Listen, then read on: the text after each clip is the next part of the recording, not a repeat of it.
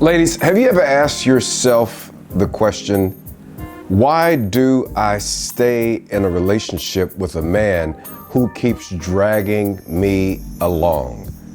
Why do you stay in a relationship with a man who drags you along, who won't commit to you? You know he won't commit to you. You want to be married, but he won't marry you. Why do you stay in that relationship? What is it that you have come to believe about yourself that makes you think you don't deserve commitment? In this video, I want to talk to you about some of the reasons why men won't marry, why they won't commit to marriage. I've done some research and I've talked to men. I've talked to men from this generation. I've talked to my adult children, and I've talked to people to find out what's really going on. And I want to peep you in on some of the reasons why he probably is not going to marry you. He's not likely to do it. The marriage rate is falling precipitously in our society because a lot of men just don't want to get married. And I know there are a lot of women who don't want to marry as well, but I want to talk today about why men are not marrying. So get ready, sit back and grab your pen and paper so that you can track with some of these because it might be time for you to think about leaving the relationship. All right, let me give you some of what I discovered. One, he's afraid to give up his lifestyle of freedom. Men don't want to give up their freedom. They like the freedom to come and go as they please. They don't want to be tied down. They want what they can get from the relationship, but maybe not be tied down in a commitment. And so they want their freedom to come, to go, to not have to answer to someone out of a committed marriage relationship. I got to put those words together, by the way, because a lot of people think that a committed relationship is a marriage, and that a marriage, you tracking? Yeah, that a committed relationship is not a marriage. It doesn't have the same weight of commitment and responsibility. So anyway, but he wants to continue to be free. He wants to come and to go. He wants to come to your house when he wants to come to your house. He wants to not come around you when he doesn't want to come around you. He wants to introduce you to the friends. He wants to introduce you to family. If he wants to introduce you to family, he wants his freedom. He doesn't want to have to answer to you, and probably not to anyone else. I can say a lot about this freedom thing, but let me just say this, that if you sow, you reap. If you sow sparingly, you reap sparingly. If you sow bountifully, you reap bountifully. And I'm trying to get men to understand that when you sow into a marriage relationship, there's some amazing benefits that come with it. Because the truth is, I've watched men grow older over the years who didn't want to be in a committed relationship, didn't want to be married, and then they got old and they ended up alone, sick sometimes, broken down, and they didn't realize that, oh, had I married her, I would not be in this position. So they don't want to give up their freedom. Some of them say, I've had very few role models of what real marriage commitment looks like. And that's a real thing. It's an absolute real thing. Few role models, like what does this commitment thing supposed to look like? I've seen it broken. I've seen my dad wasn't there. My parents didn't stay together. All the men in my family didn't marry. And so I'm afraid of it. Some of them are afraid because they don't know what it looks like. They don't know how it's supposed to go. They're actually, in many ways, afraid that it could break down and they could be in a bad situation after a marriage doesn't work out. You'd be amazed at how many people who've not seen the model not want to marry. Like, I grew up that way. My father wasn't there. He left when I was 9 months old. I didn't meet him until I was just about to marry my wife, whom I've been married to now for 34 years. Check it. Yeah. But I didn't have a model. And so I didn't really know how it was supposed to go. I just knew I wanted something that I didn't have. And that's my encouragement to men. When you haven't seen the model, there's still great models out there. And maybe you're with a guy who's afraid because he hasn't seen the model. I have a couple that I've been working with, and he's had a great career in professional sports. He's got a great woman. They've got beautiful children together, but he has never seen the commitment and he refuses. In fact, he's been running from marriage for years, and he dangled the carrot, right? He gave her a beautiful diamond ring. Let's get engaged. She said, okay, well, when are we getting married? He was like, well, I don't want to talk about that. You know what she did? After a few months, she said, I'm done. I'm leaving. I'm taking the kids and I'm going.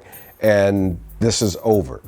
And, you know, I hate that happened, but I applaud the courage to not continue to be dangled around because he couldn't commit.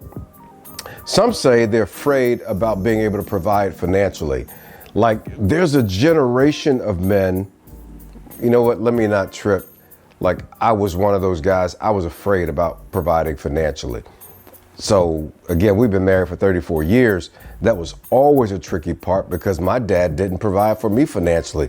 But there are a lot of men in this generation who feel like I don't know how to provide. And so I don't know if I can handle, I can't even take care of myself. How am I going to provide for a wife and some children?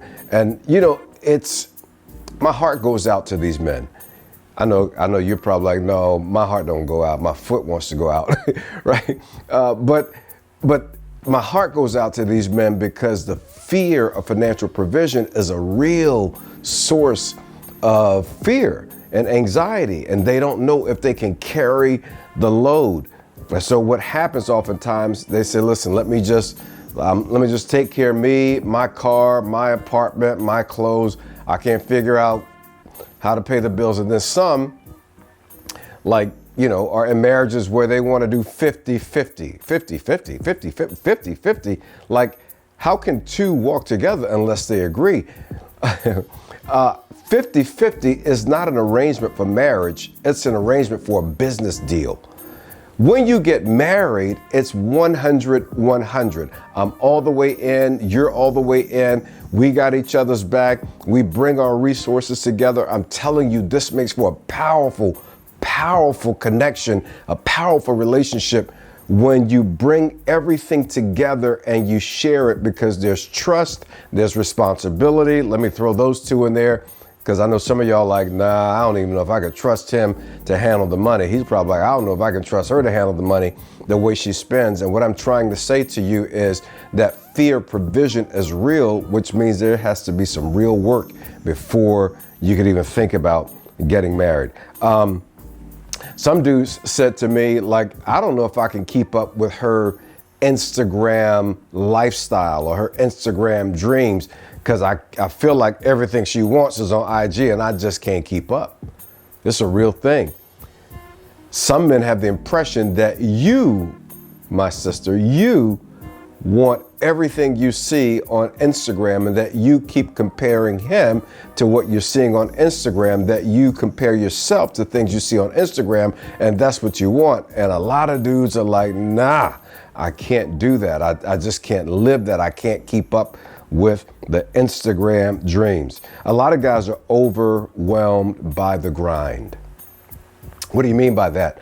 They're overwhelmed by the grind. They say, it's just, I'm trying to figure out my career. I'm trying to figure out how I'm going to move forward. I'm trying to figure out like where I'm going to be, especially guys who are in their late 20s to late 30s, trying to figure out like, what's my thing going to be? And they're grinding. They feel like they're trying to build something and they can't focus on you and a relationship and on the grind that where they're trying to secure their finances for the future. And I was in that space way back in the late 80s. I know, don't let all this fool you, right? I remember when I was dating my wife, and I was just about to graduate from college, trying to figure out what I was going to do, how I was going to survive, right? I had to get through college, you know, loans and all of that stuff, trying to figure out how I'm going to get a job after I finished my degree, and my car broke down. I had to replace the water pump. I wasn't no mechanic. Listen, it was so stressful for me. I called my girlfriend, Sherry, who is now my wife of 34 years. Y'all keep hearing me say that because I'm grateful. Nobody in my family stayed married for 34 years.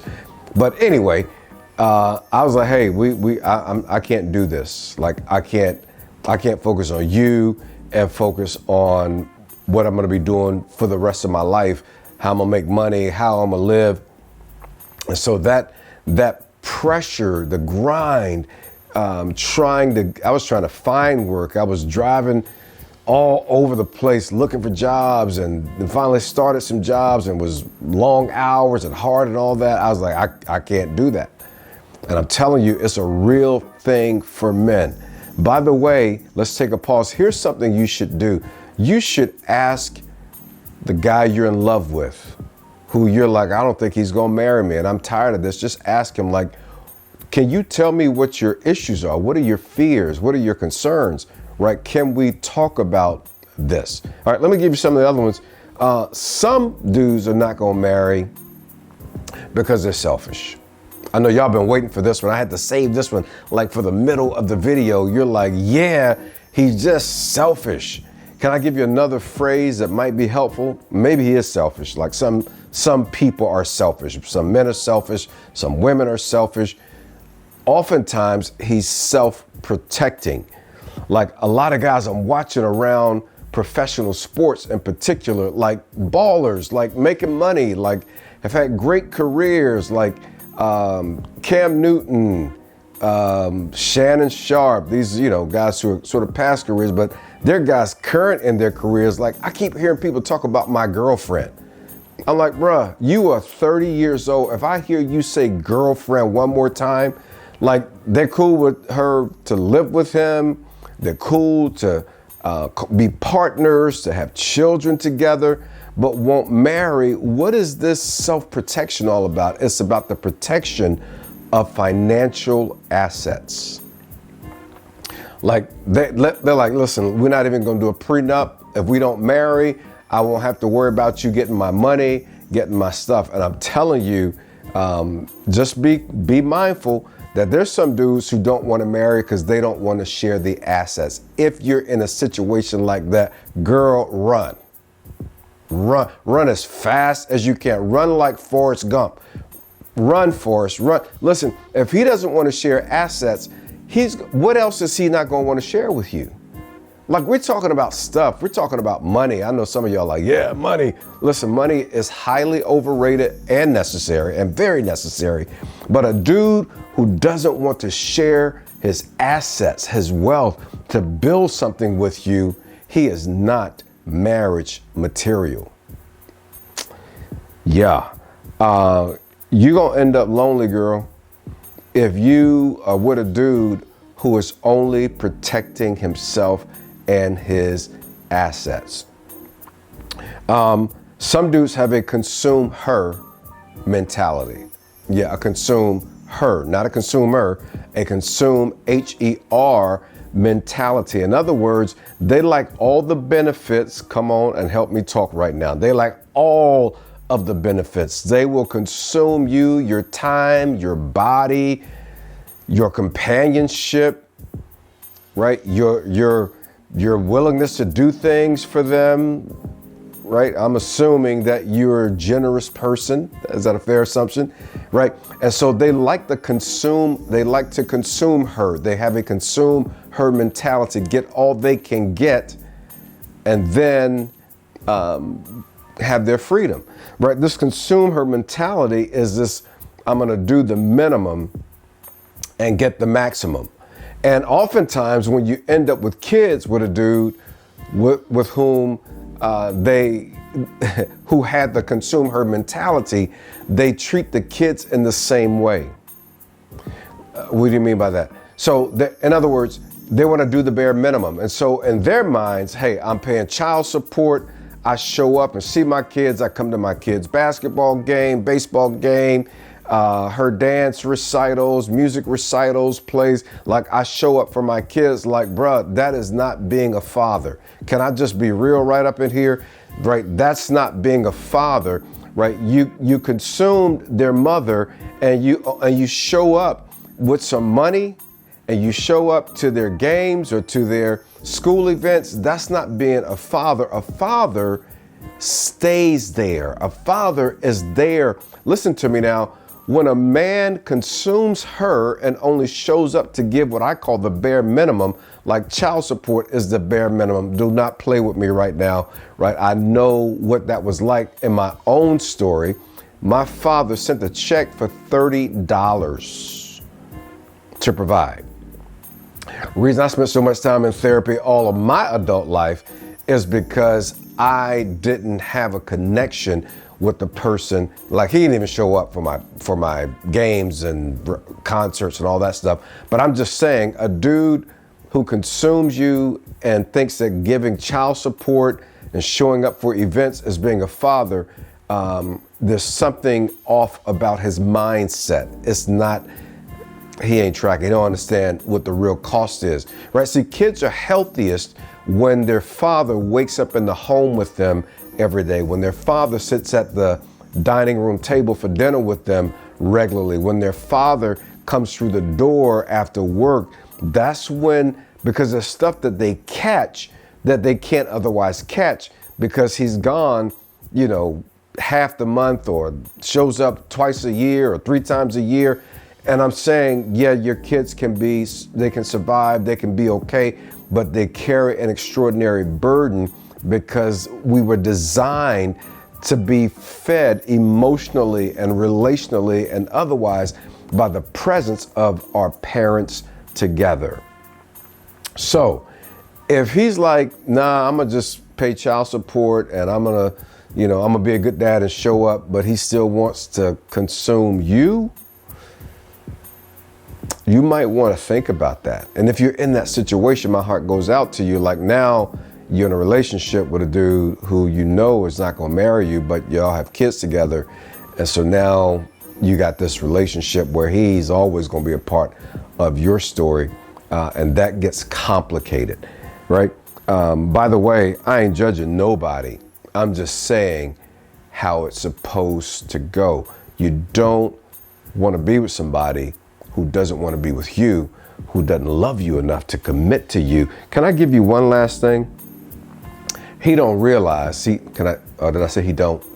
He doesn't. He doesn't realize that favor follows commitment. Let me run that by you one more time. He won't marry you because he doesn't understand. He hasn't embraced. Nobody has put him on, right? Favor follows commitment. The way God has designed the marriage relationship, or the relationship between a man and a woman, romantic relationship, is that when a man finds a wife, this is what the Bible says, when a man finds a wife, he obtains favor. It says he finds a good thing and obtains favor. Let me tell you why I love my wife so good, why I'm so good to her. I'm good to my wife not only because she's an amazing person, she's the mother of all 4 of my children. God gave me something that I always wanted. I wanted to be married and to take care of my kids and to be there and build relationships. I wanted all that, but I found that the favor of God has been on my life, and I am convinced that his favor on my life is because of how I treat my wife, because of my commitment to my wife, because of being faithful to my wife. When a man finds a wife, not a girlfriend, not a side piece, not a boo. When a man finds a wife, he finds a good thing and he obtains favor from the Lord. What is favor? Favor means that God starts opening doors for him. God starts making ways of provision for him. God starts giving him things that he could not have done for himself. God starts moving things in the unseen realm, that this stuff starts looking miraculous. That's the favor of God. And you want a man on whose life the favor of God is clear. I'm telling you, listen, you don't have to settle. If he's dragging you around, if he's like dangling you, he's saying yes, but then he's actually showing no when it comes to marriage, girl, go. You're going to be fine. God will take care of you. He will meet your needs because he loves you too much for you to be played with. And I'm here to say, listen, don't sit around waiting for a guy to marry you who keeps making it clear that he is afraid to get married. All right. I hope that this was helpful to you. Make sure you like and subscribe if you want more of this content. In fact, in my next video, I'm going to talk to you about how to let him go and why to let him go. So I'll see you in the next video.